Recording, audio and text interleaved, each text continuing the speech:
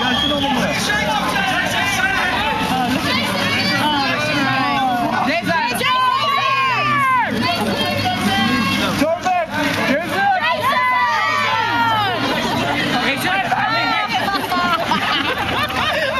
That's why you wear sunglasses.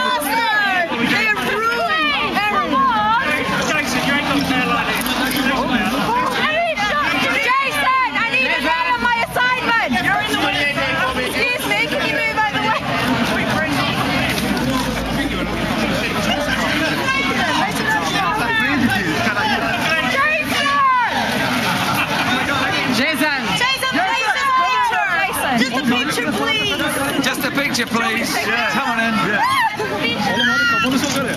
Can I have a Perfect. Got it.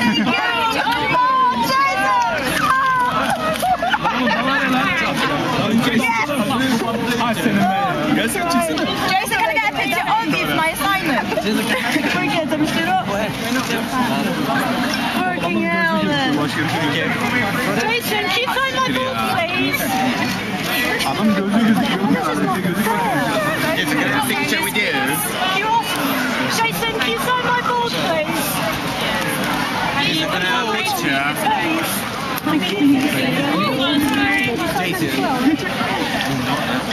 Oğlum gözü gözüküyor. Nasıl çekeceğim?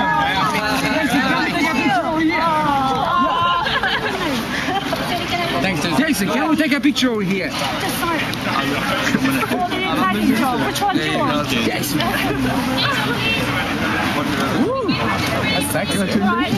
Jason, one picture over here. The Italian Jason. Harikalı adam bakmıyor sen. Jason, thank you. Hadi dalamadık şuraya ya. Aslında şurada çekin lan bırak.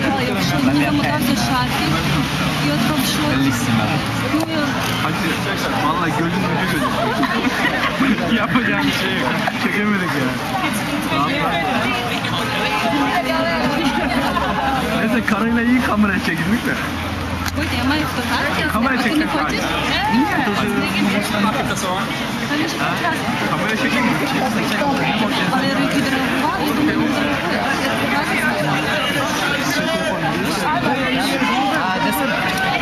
Ayarlı olun da.